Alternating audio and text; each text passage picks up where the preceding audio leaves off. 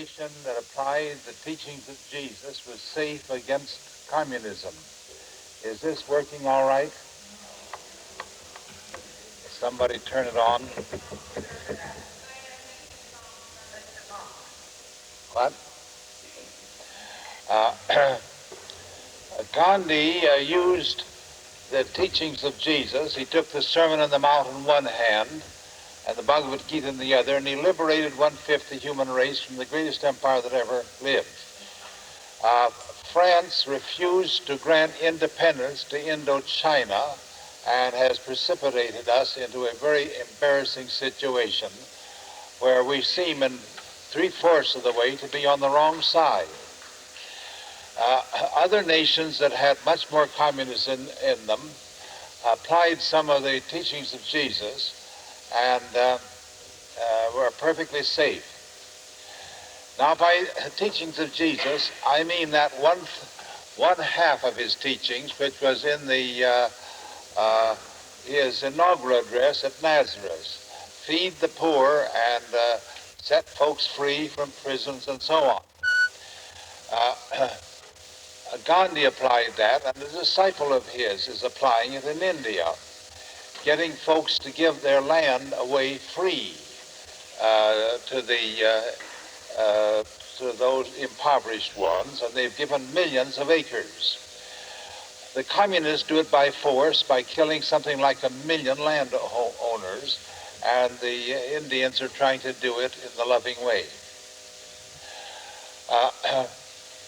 Toynbee said that communists have stolen a march on the Christians by taking that part of the Christian message which the so-called Christian nations have neglected. We have gone in and exploited, that is, Holland, Germany, France. Is that working yet? Please turn it up, whoever's running this. I haven't started my talk yet. I'm going to keep practicing.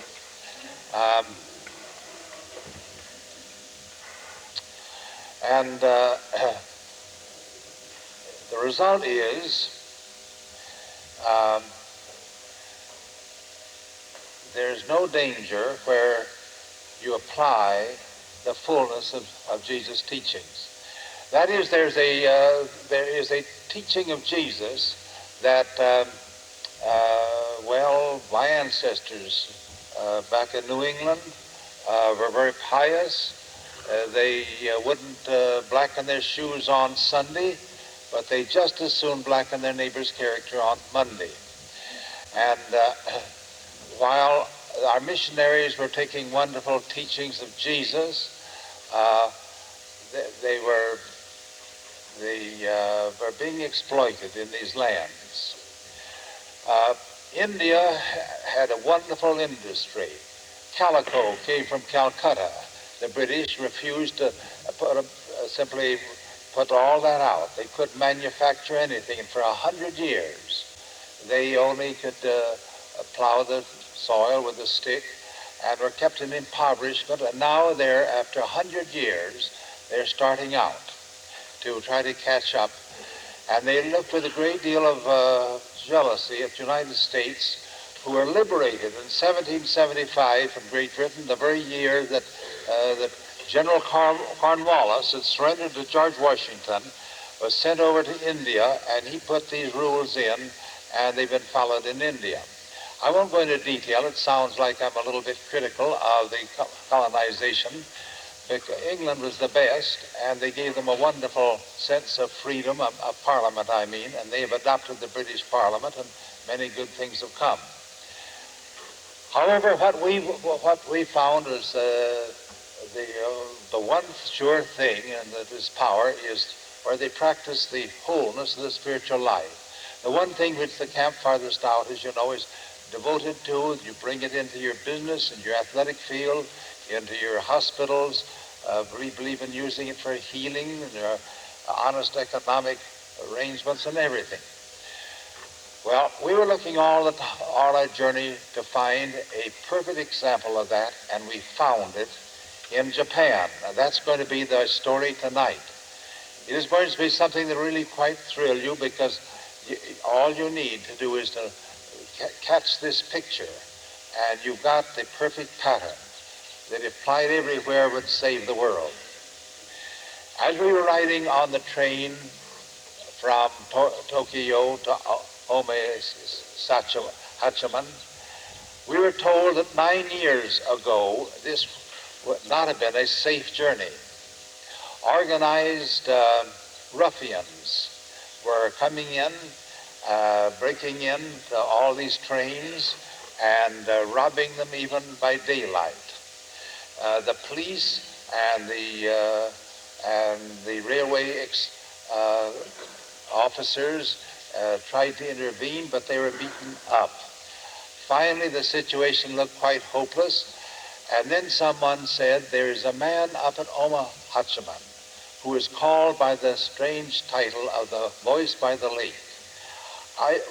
If anyone could stop this, he could. So the officers went and talked with the Voice by the Lake. Beautiful Biwa, the Lake Biwa, the most beautiful lake in Japan. And he said, I certainly can help you, and I'll be glad to do so if you'll let me do it in my own way.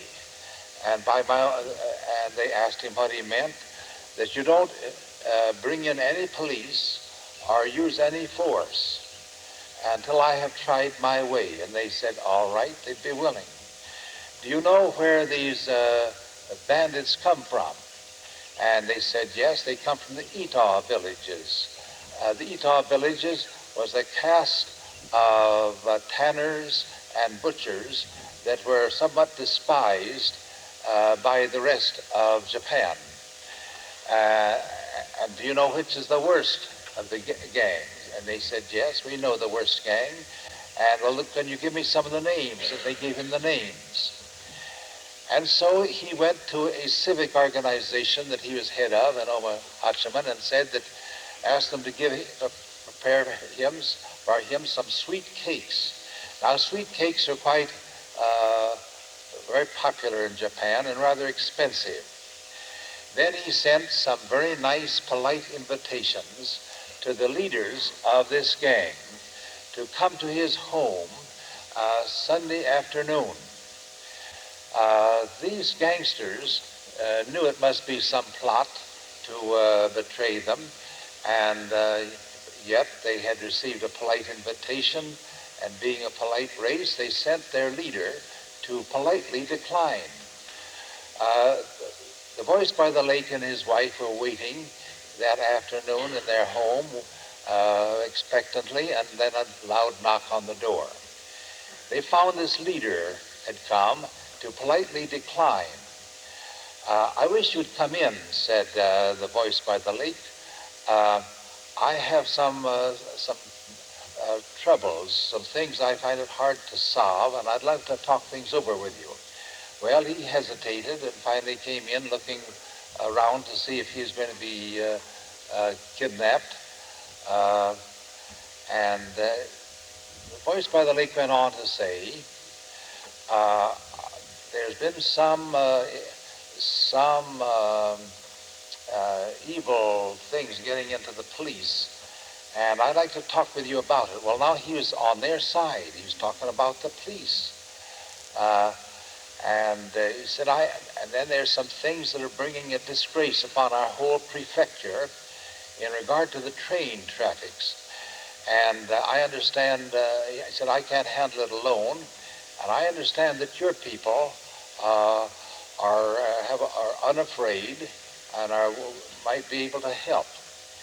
And he outlined some of the things he'd like to do, and he became so interested. Time came for lunch, and he stayed for lunch. And because he watched his hostess, he was able to use the right knives and forks. Being a gangster, he wasn't any too polite ordinarily.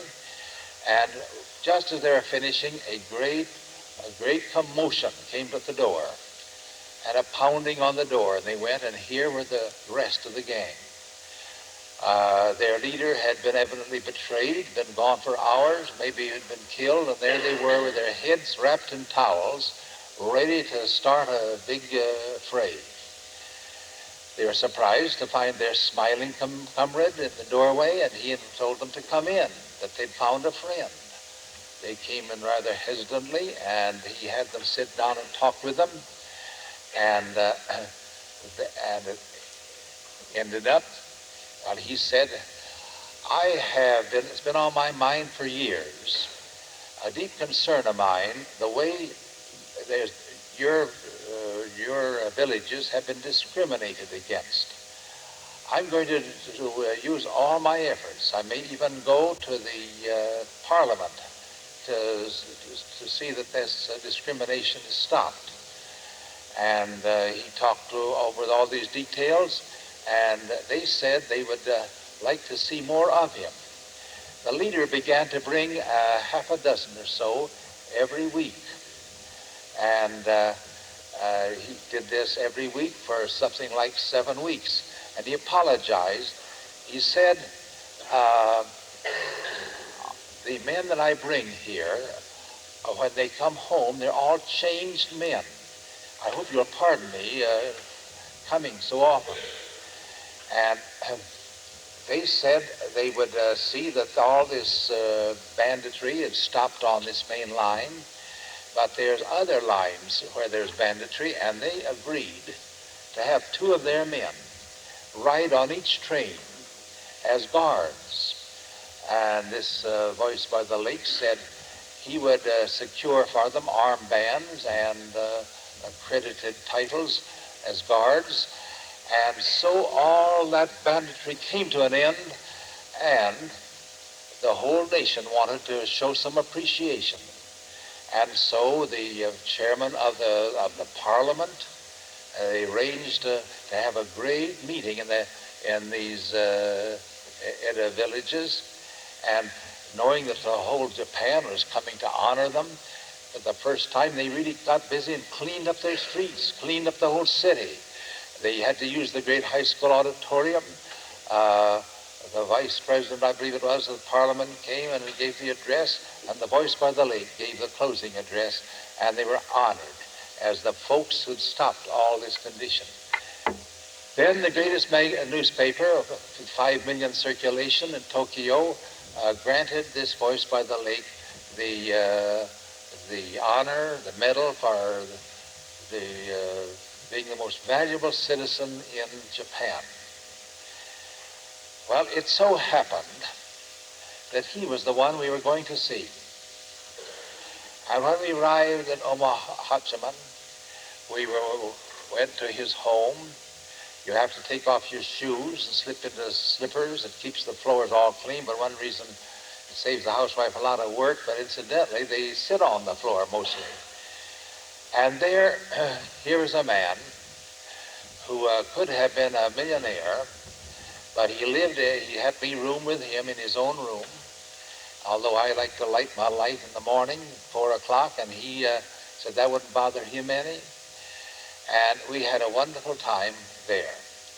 And I asked him a little bit about his story. Now, the first time I met him, and I'll give you his name, is Merrill Voorhees, was at the Prince George Hotel in New York.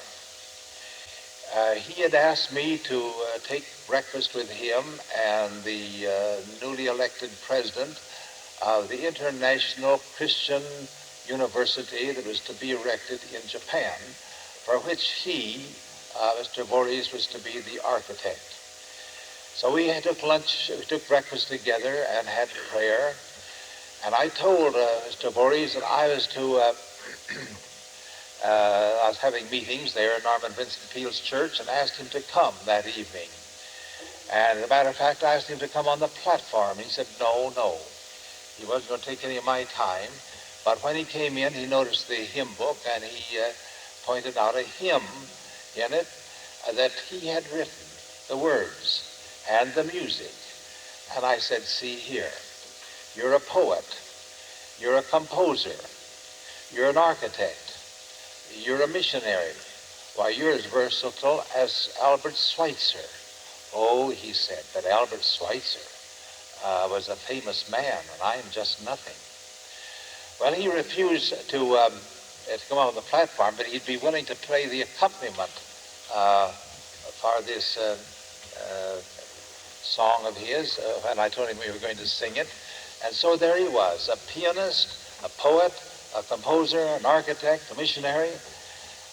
And I'm going to tell you right now, before I go any further, Merrill Voorhees has accomplished more than David Livingstone, than plus Albert Schweitzer, plus the work of Jane Addams, and of David Livingstone, and George Mueller. Put them all together, and they did all those five great saints. Oh, I could put Wilfred Grenfell in. Hasn't accomplished what Merrill Voorhees has accomplished. Now, this is his story. 50 years ago, last year, he graduated from Colorado College, and his hobby had been architecture. He hoped to go on, it was a passion. He hoped to go on with architecture. But he had gone to a student volunteer convention in Canada, and he heard a Mrs. Taylor of the China Inland Mission in China tell of the great need and the great opportunities for mission work, and it fired him with a desire to go. However, St. Paul appealed to him, St. Paul's tent making, and he decided if he went, he would like to go and pay his own way, not have any church board have to pay any money for him, and do his converting on the side. And he decided the best thing for him to do would be to stay home and make a fortune as an architect and support 3 missionaries. Well, this took hold of him, and he saw in the Bible, seek first the kingdom and its righteousness. And he saw another promise, unless you're willing to relinquish your father and your mother and your brother and your sisters and your houses and your lands and your architecture, you could have thrown it in, for the kingdom's sake, you're not worthy of the kingdom. But if you seek first the kingdom, if you relinquish all these things for the kingdom's sake, not only will you receive the kingdom, but you'll receive your father and your mother and your brother and your sister and your house and your lands and your architecture and everything else you've given up. And so when a call came to go to Japan to teach English in a little school way off in the interior, with the permission to convert folks on the side, he went. He discovered that he was going into the most hopelessly priest-ridden Buddhist sector, 750,000 Buddhists, not a Christian within hundreds of miles. And when he got off the train on a little station with a cold wind blowing through him, he was pretty nearly homesick. But when he started his work in that school, he's hungry for friends, he invited the boys to come to his cabin, and he'd teach them some American games. And this flinch and backgammon and all these popular American games quite thrilled them. They came in flocks, day by day or night by night. But after some weeks, he said, now this isn't what I came for. This isn't teaching Jesus. So he asked them if they'd like to enroll in a Bible study. Well, they didn't know what that was. Some new American game, perhaps. And so some of them said they'd try it. They loved it, and others came until finally it grew to 60, 70. Finally, there were over 300 coming. Why, they never knew there was a God of love. They didn't know there was anyone like Jesus, a Savior. Well, there was hardly room for them there. But he went on teaching, but he discovered that you can't just with words teach Christianity. You've got to do it with a life. And not one of them had a father that was a worthy model to follow. There wasn't a single Buddhist priest in that whole sector that was a worthy model to follow. So a young teacher, Christian teacher, and they were rooming there, decided to open their little home, their extra rooms, and take in some of the boys, and they were room for 6, but about a dozen more wanted to come, and 2 of them are so insistent, they went up and cleaned the old rat and bat-infected attic and cleaned it up, and so they could stay there. To show how prayer went all along the way, this young teacher had been a Christian, but he didn't dare let anyone know it in that school, and he was praying. He'd been praying that some Christian teacher would come, and when there's praying at that end and this end, things happen. This whole thing is a demonstration of the practicality of Christ's teachings, that it really works. Then, to take in more of these boys, they decided the thing to do was to build a YMCA building. So he wrote to America, and people were thrilled. His friends were thrilled at the way things were going. It wouldn't cost so much if the boys would do the work to put up a building, so they sent enough money. And then he set out to buy a lot, and they found that every lot had a ban put upon it by the priest not to sell to him, a Christian. Then they just prayed that something would happen, and a stranger came to the city. He said, I was brought up in this city. I've gone off and made a little fortune, and I've been converted to Christianity. One reason I've saved my money is because I made my resolve that when I got enough money, I'd come back to this city and build a church, a Christian church. And I have bought a lot, the finest lot in the city, and I have found that there aren't any Christians here, that you are really the center of them, and I've come to turn it over to you to do anything you want to with it. And so he built his YMCA building, and later a church went up, and that was solved, and then the boys came by the hundreds, and he was converting them so fast in this Bible study. Then the priests brought a great pressure upon on the school to fire him, but they were under contract, and they said they couldn't. And so then the priests organized the tough boys in the school, a great multitude of them, to lie in wait for these Christian boys coming to the Bible study in the evenings, and beat them up, and some of them are left lying by the road, all beaten up. And that brought another situation which these boys hardly knew how to meet. So with Merrill they decided to pray about it. They would come 15 minutes ahead of school time and meet there in the YMCA building for prayer. And then they, of course, going in a solid body to school, they couldn't be beaten up, but the gangsters, these bullies and gangsters, began to figure that they were meeting there to plot against them. So they smuggled in a couple of their boys as spies in the back of the room to just spy on these plots that they were planning against these gangsters. And to their amazement, instead of hearing them make plots, they heard these young boys discussing how they could love these tough fellows, and how they could pray for them, and how they could forgive them, and how they could win them to the love of Jesus. And pretty soon, Merrill out there in front began to hear some deep sobbing, regular bawling, and he finally asked what was the matter, and these 2 boys came up, the spies, and they said they'd never seen anything like it. They didn't know there was so much love in the world. They wanted to apologize, and they wanted to say that they were going back to those tough gangsters and going to try to induce them to come and join this Bible study. And they began to come, and they just began to sweep that whole school in. Well, then the priest brought down such force that he was fired. There he was without any money. He had a wonderful thing going and no way to support himself, and he was in despair. So he prayed, and one of the boys who's graduating that spring said, I'll get my parents to keep up sending my my monthly allowance of $8.50, and maybe if we are very careful, we can live on that. A friend, not knowing the situation in America, began sending him $25 a month, and they survived.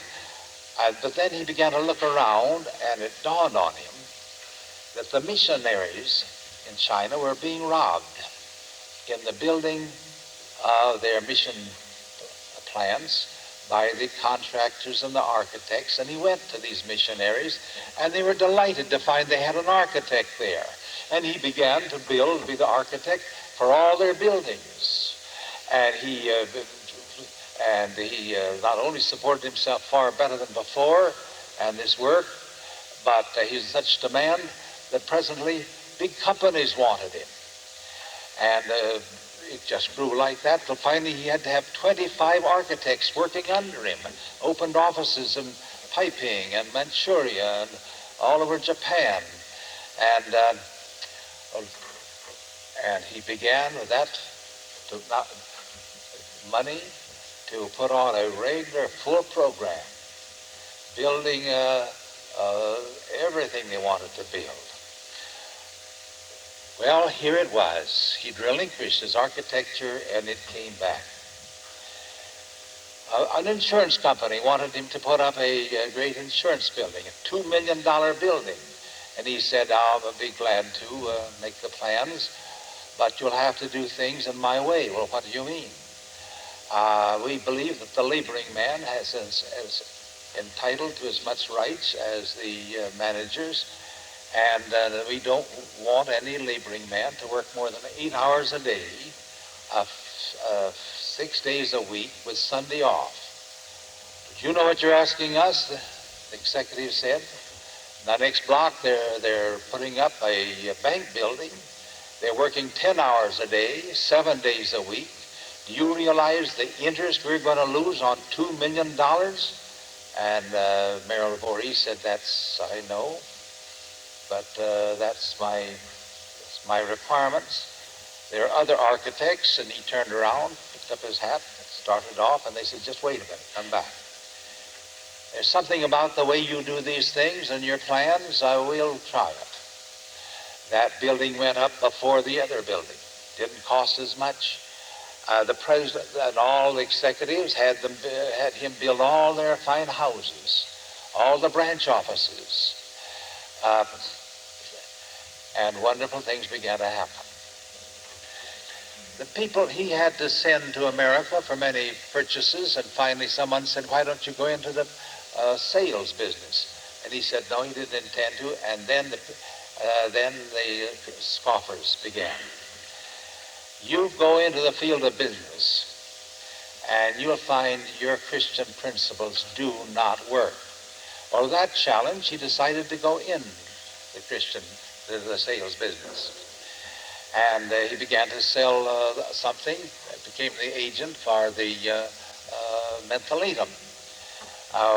They have delicate skins there in Japan. They like mentholatum.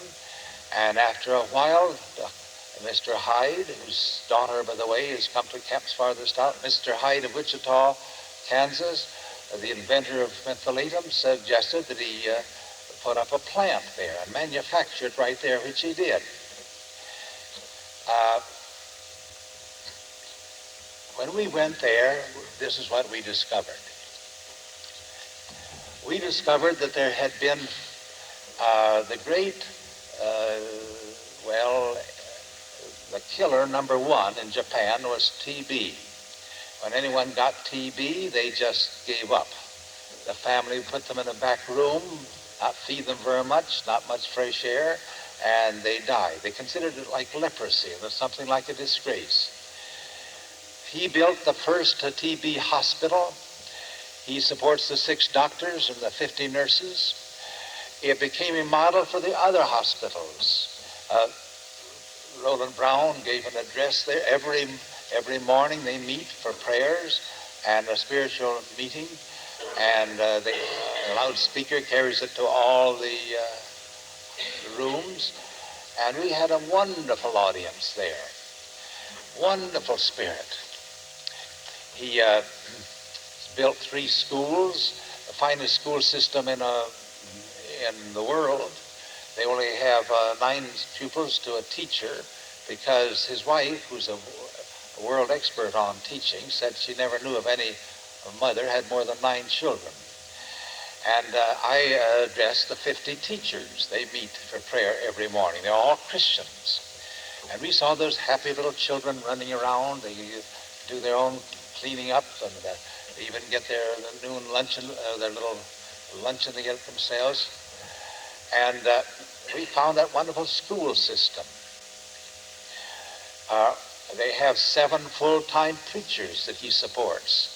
He has 30 Sunday schools and 7 churches. We spoke in one of the churches.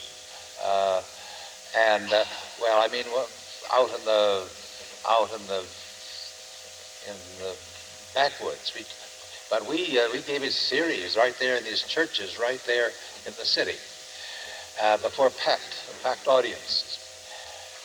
We went to visit this. We went through this mentholatum factory, and we were witness to a wonderful thing. Junior high, folks can go through junior high, and all right, they can afford that. The government pays the cost, but they have to pay their own way through senior high, and the girls most of them find it hopeless.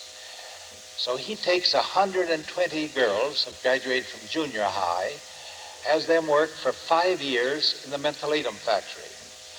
He supports a high school, a senior high school, fine teachers. He pays them for 8 hours work a day, and they work 5 hours and spend 3 hours in the high school. And then the 5 years, they've been getting a salary for all those 5 years, and they get their diploma as a graduate of the senior high. I can bear this out of Brownsville, that we never saw happier girls than that. Well, there they were. His architecture, mentholatum, all these things, supporting hospitals, schools, and a type of business that everyone in the nation has to study. For instance, when they close down for hard times, they come up to mentholatum factory. They've been working there, folks, 10 hours a day, 7 days, and here they're just working 8 hours. As far as the mentholatum factory, only 5 hours. And they're beginning to see that the Christian method goes right on. Yes, when we were riding on the train, a man came along and stopped, and we noticed they had these airwick things. They were placing them all in different places in the big train, and I was surprised to find that he also manufactured that. Yes, he said the company gave him a permit to do that, to manufacture this, provided they would sell, on one condition, they would sell 10,000 of them in the first 6 months. Well, with the sales of force he had for mentholatum, he sold it 50,000 in the first 6 months. And that's all, not any extra work. They could do that right in the same factory. Now, a man said to him, you're a fool. You're a fool. You could be a millionaire. You don't take any salary but $100 a month. You live in this simple home. And if you praise him for anything he does, he'd just smile it away. He said, no, the only brotherhood does that. Now, if you would see Merrill Voorhees, you would feel that he merited that name, the voice by the lake. You might almost say he was more the spirit of the lake. He's of slight build, light complexion, white hair, and you see him against the background of the sky, you wouldn't see him. He's the most visible man you ever saw. If you'd hear him talk in his sweet, soft voice against the city traffic, you wouldn't hear his voice. He is but the moment he begins to open up his heart and bring out the treasures of that rich life, in that sweet, charming way, you're enthralled. You hardly want to stop speaking. Yes.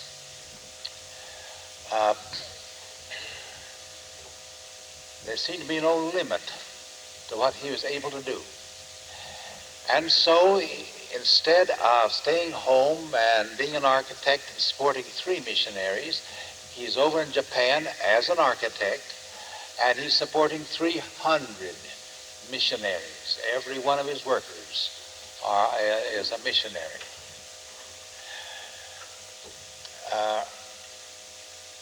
A communist came to him and just preached communism at him. Told him all the wonderful things that communism could do. And he let him go on unobstructed till he's finished. He's got his hat on and he said, all right, let's go. He said, what do you mean? Take me out and show me now some of those wonderful things you've been telling me. We haven't got it. He said, well, while you're trying to think of the places to take me, let me take you a place where Jesus has been. And he showed him all this. And when he got through, the communist said, well, I think I better give up communism. If Christianity can do this, what's the need of going to communism? One man, a professor in the Imperial University, a man who's the eldest son, he'd inherited independent income. He wanted Mr. Boris to plan an Italian type of house. And so they were thrown together, a great deal of planning, but he said, I don't want you to, I won't object to you using what you call these Christian methods about your working men, that's all right. But don't talk religion to me. I don't want to become a Christian or any religion. Physics can solve all the problems of the universe. A year after the house was built, this man came to his office and came in, and he locked the door and he sat down. He said, I want you to teach me how to pray. I've come to something that, a problem that physics cannot solve. Well, he said that Jesus taught us how to pray in a little Lord's Prayer, and he gave him a New Testament. And he began to read it, and then he came some months later and he said, can you take me to a good teacher of Greek and Hebrew? I found a good many, some different passages. I'd like to go back to the source. And he said, yes, there's an expert in that in the university, and he drew him to him. About 6 months later, this professor in the university, this linguist, came to him and he said, you know that man you sent to me to learn Hebrew and Greek? Yes. Well, you know, he's learning it so fast he's better at it than I am now. And then this man with an independent income came to Mr. Voorhees and said, I've resigned my place in the Imperial University. I want to come and spend a year at the Omi Brotherhood and see the way you live your Christianity. When the year is up, he said, I want now to go to some farthest part of the densest, most pagan part of Japan and start something like this there. And he went. And he began to build up a wonderful, spiritual, Christian atmosphere. And when the war broke out, he refused to go to war against these Christian Americans, and he didn't believe that his Christ believed in war, and of course they put him in a solitary confinement, and they would put a fellow prisoner in with him to remain with him a month, and then the next month they put another prisoner in there, and these prisoners, every one of them, were detectives in disguise, trying to worm out of him something by which they could have an excuse to execute him. At the end before the year is up, these 5 different spies who'd been in there doing their best came to him all together. They sat around him and they said, we want you to tell us your secret. We've been talking about this, not a one of us could have stood what we put you through. We'd have gone insane or committed suicide. What is the source of your strength? And he said, here it is, and he gave them each a New Testament. 3 of them became converted to Christianity. And so the work went on. Just before we arrived in Tokyo, Kagawa was giving an address to 2,000 people in which he said, the greatest proof of his converting them to Christianity by the scores every day. We spent half a day with Kagawa the last morning.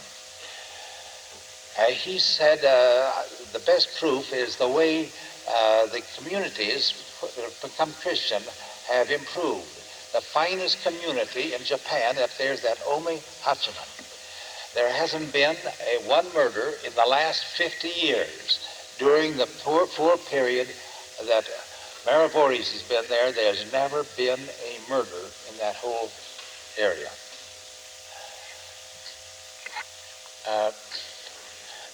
I asked Mariboris about the enemies, for they had been persecuted by these gangsters and others, and the whole city had risen up and trying to get him out for a while. He said, my worst enemy, as among the young toughs, became my secretary. The very worst enemy of all, a man who just fought me tooth and nail always, came down with diabetes. The only thing that could save him was insulin, and no one is able to get it, but because of my sales avenues, I was able to get it for him. And I got it without his knowing it, but someone told him. And it filled him with remorse that all the things he'd done against me. His only son led such a terrible life that all his children were defective, physically or mentally or something, and knowing that he was to blame, he committed suicide. He said that beautiful young lady that waited on the tables there, you and the Browns, is the daughter of this man who committed suicide, the granddaughter of my worst enemy. And so he said, one of my worst enemies came to me just a little while ago and said, when you came, we did everything we could to drive you out. Now, if we heard that you were trying to leave, we'd build a fence around you to keep you in. You came here to save us spiritually, and you not only saved us spiritually, but you saved us economically, socially. You lifted the whole area into new heights. Well, Merrill Voorhees, he is right now at a reunion, 50th reunion of his class. I just shut my eyes and I can see a vision of him sitting there with 20 of his pals 50 years ago before they left. One of them says, I want to go out and become a famous lawyer. One said, I want to become a famous writer. One, I want to become a great success in business. Every one of them wanted to become successful, famous men. Merrill Voorhees said, I want to go and bury myself in some spot where I can render the most good.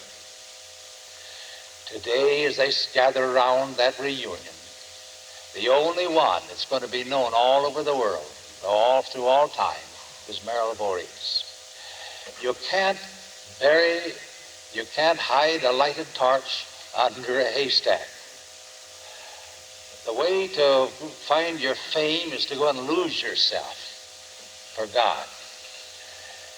Merrill Voorhees is in this country now. We came over on planes. He came over on a cattle ship, still living that simple way.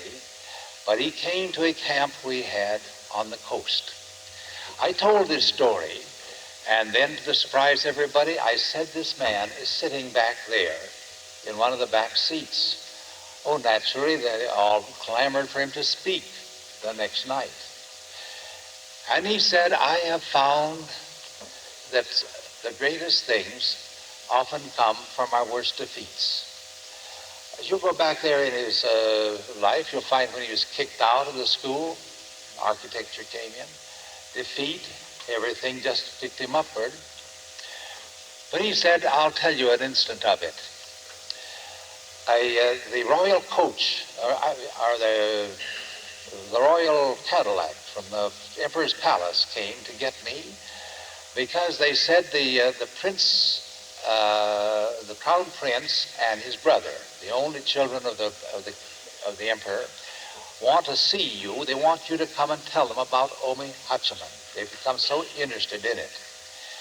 And so they had come and were taking him, and the thing broke down. They couldn't make the thing move. So they hurried him, some of these officers hurried him to the train. And if you go to Japan, you'll find something interesting. You'll find them standing in the queues, whatever you want to call them, 7 blocks long, waiting for the train.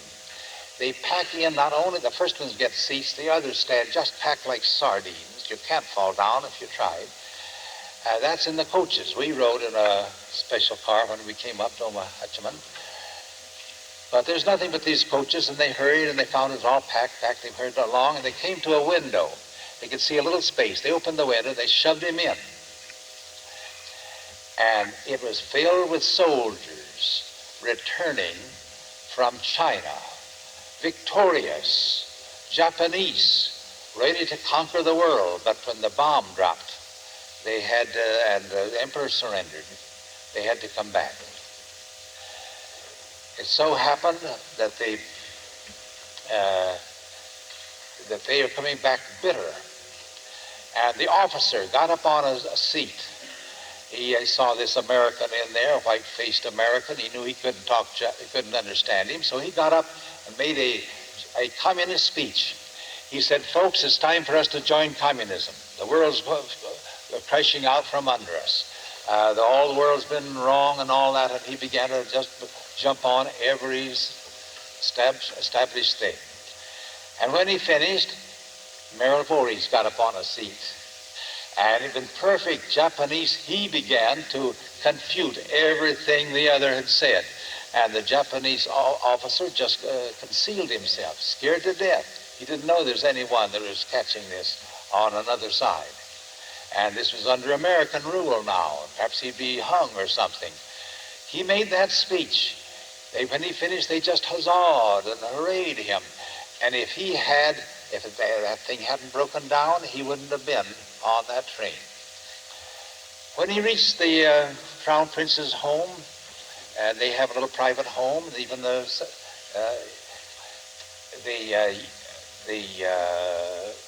Crown Prince's brother wants to become a Christian. He's reading all the Christian books. In fact, he's reading I Will Lift Up Mine Eyes this very minute. We'll assume he is. But the Crown Prince said, as he's to be the successor to the emperor, what will the people say? And he's got to think about it a while. It so happened that the emperor has been proclaimed as infallible, a descendant of the gods, and it was Mr. Voorhees' influence that finally induced him to come out and state that he was not descended from the gods. But even that made them love him even all the more. And the war party had the emperor practically in imprisonment. They didn't let him know the news about things, and finally when the news reached him, and he was determined to announce that they were going to surrender, all the officers, leading officers, were there in the Emperor's palace grounds. They kept him under close guard, and then the emperor made a sound receiver, a tape, one of these tape recorders. He made a speech which was smuggled out by a servant, and when it was, and they announced that he was to make an announcement, but these officers were going to prevent his even getting out to make a speech. And when the promised hour came, suddenly the voice of the emperor began to sound out over all the radios, announcing the fact that they had been defeated, that he had been kept in ignorance of the situation. And immediately the officers in the palace grounds began to commit suicide by the scores and the dozens. Well, it was a terrific time over there. Practically all this Tokyo had been blown down, all these other cities, but they're being built up permanently. Instead of old wooden shacks, it's almost marvelous, though it's all being built up. Well, we were going to the pearl farm. We were going to a pearl farm after we left there, and our automobile broke down. It just came to a stop. We finally got it in shape, so it limped back to a garage, and they did something to it, and we started out and stopped again. We limped back, and they worked for hours and finally got it fixed. They didn't charge anything, and I said, how did they know me? Did you mention Merrill Voorhees? They said, all we had to do is to mention mentholatum. All you have to do is to go into Japan and mention mentholatum, and they'll take you in anywhere.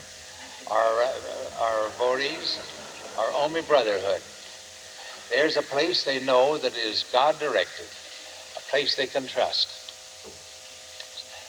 Well, I said, let us not go to that farm, that pearl farm. What's the use of going to a pearl farm?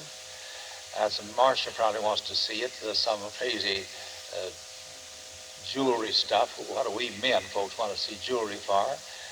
And we could just, it's so late now, and get there midnight. Let's go on to Tokyo. But Marcia said for some reason he wanted us to go. And then we found it was a marvelous reason. For when we reached there, we found that the greatest pearl merchant of the world was there. He was an old man of 96, but he'd been expecting us that night. He doesn't see people, but he would phone over to see it. And the next morning, we found a special yacht took us over, a special vessel took us across, and they permitted us to go up and see him. And his brother was 60, and he said, I asked if he was a Christian. I asked if his father was a Christian. No, he said. He's one half Christian, one half Buddhist, and one half Shinto.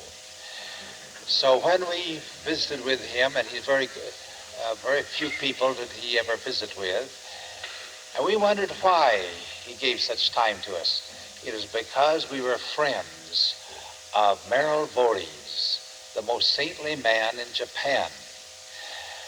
And before we left, Marcia suggested I give a prayer.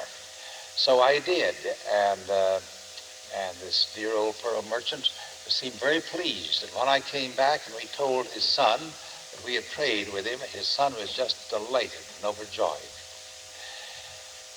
Now, this invention that he had made, by which he can produce cultured pearls by the million, has given me a clue by which we can produce saints by the million, cultured saints. I'm going to leave that until day after tomorrow when I have a time to tell of our dream now for the world. But we got what was necessary on this journey to see how we can build a belt of prayer around the world. Merrill Voorhees right there has a fortress more powerful than all the fortresses and landing fields and atomic bombs the United States is locating all around the world. We have a number of places like this, Omi Brotherhood, around the world. His happens to be the most exceedingly perfect, a perfect model of where you take Jesus and you apply him in every area of your life. Riding through Holland, I went for miles and miles between Amsterdam and The Hague, passing palaces, palaces, palaces, palaces, marvelous homes. And I finally asked the man, he was a head of the Mint, I think it was, in Holland, driving us. I said, where did they get all this money? Where did you get all these millionaires? Oh, they went over came from the East Indies. Our young men would go to Indonesia. They could pay the pay the natives there about 10 cents a day. Uh, they could just extract from the coconuts, from the tobacco, from the all these various fields, this big fortunes. And now that's been taken away from Holland. And the dikes are broken, and waters come in and ruin the land. But they're fighting it back, and they've tightened their belts. And they are working manfully and gloriously, and there's no self-pity about it. They're a disciplined, wonderful race. We had 2 camps farthest out there. They want us to come back. I was the guest of the man who's been president of 5 tobacco companies in Indonesia, capitalized at $50 million, and everything was taken from him. He's in poverty, and he's written a book, a wonderful book that I hope has a big sale on the evils of our colonization and how they should have done this thing right. Had we been doing these things right, had they been doing these things right, had we been doing exactly what we're starting to do now, or these nations are, all of them for France, and France hasn't even granted Indonesia, Indochina, their independence even yet. You will find that we don't need to be afraid of communism if we apply Jesus Christ. Just don't need to be afraid of communism. It hasn't any footing. It just falls away wherever they just apply these principles. Now, in England, we found 40 years ago, 50 years ago, when I was cycling through Europe, I found that every 5th man in England was supported by India. Now that's a big source of supplies cut off, and the people are impoverished, of course, and so they have socialized a number of things. One thing, they give free milk to the children. We used to see little starving children 50 years ago. No longer. They're all happy and healthy. Streets were filled with beggars. No more beggars in England. They all seem to be thrifty.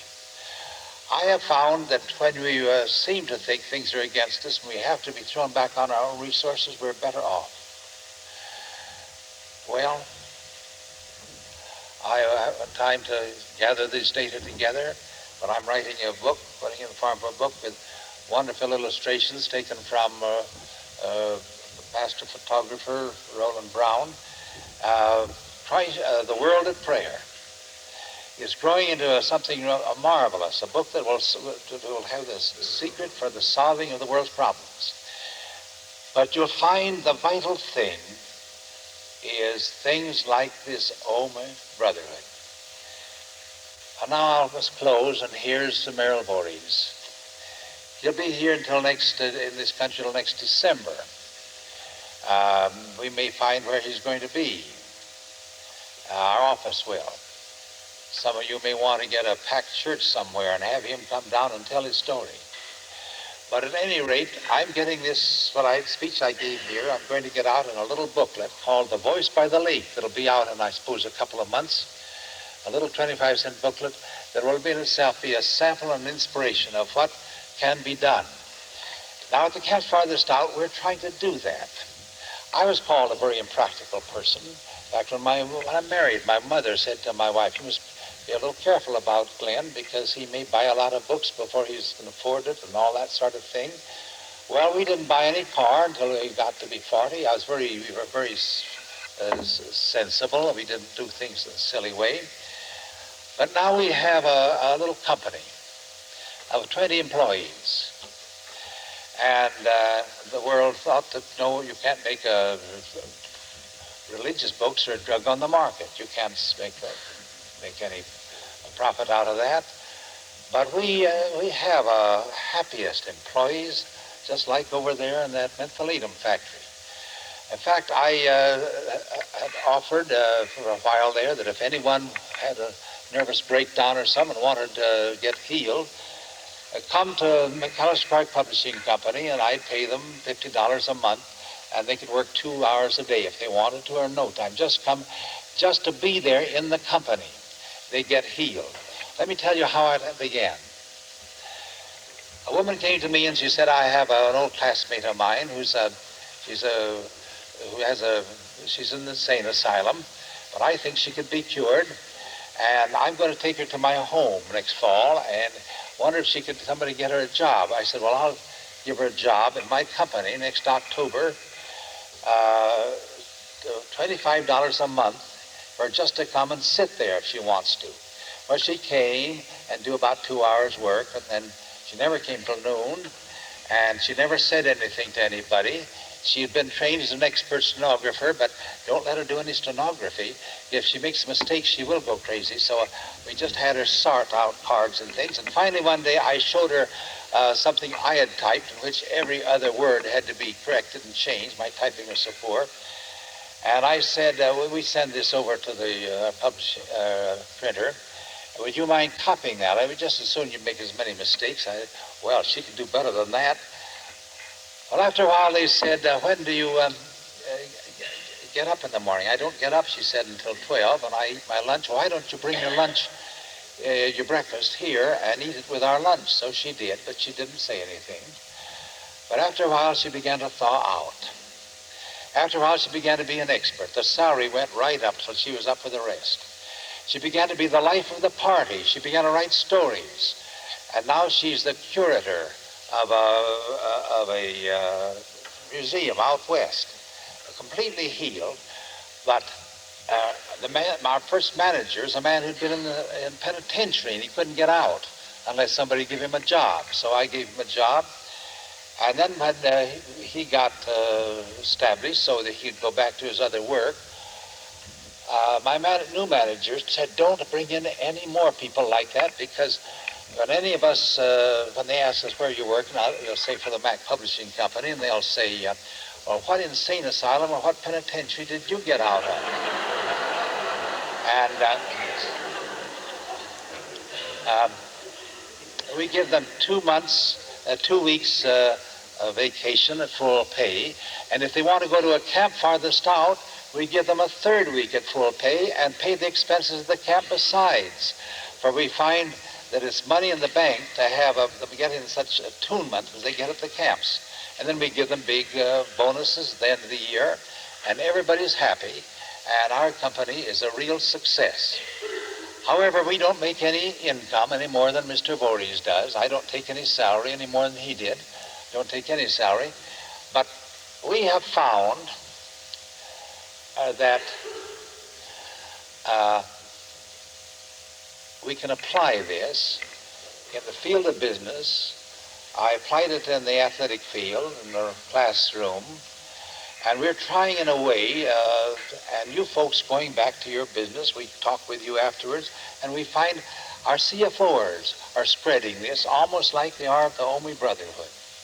So I want to let you know that the Omi Brotherhood is a sort of an extension of the Camp Farthest Out in Japan. And we're going to establish things like that all around the world.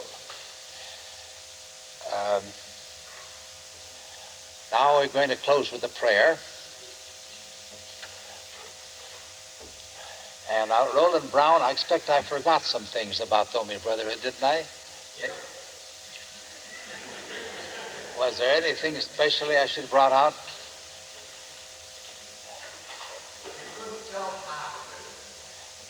I couldn't tell half of it.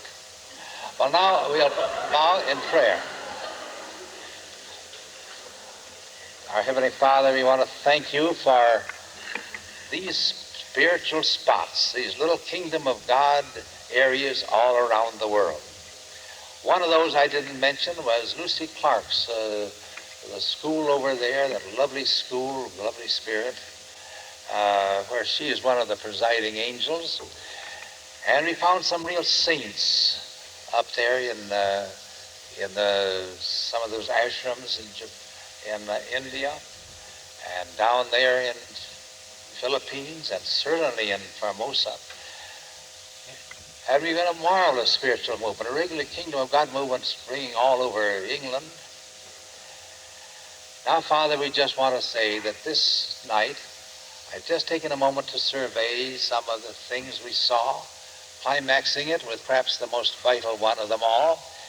And we want to thank you, Father, that you have pressed the kingdom of heaven into manifestation in these unusual ways, in these unusual places. And we ask you to help us as we go back to our homes to press the kingdom of heaven into manifestation right where we are. So bless us, Father, use us, and build your kingdom through us. In the name of Jesus Christ, our Savior, amen.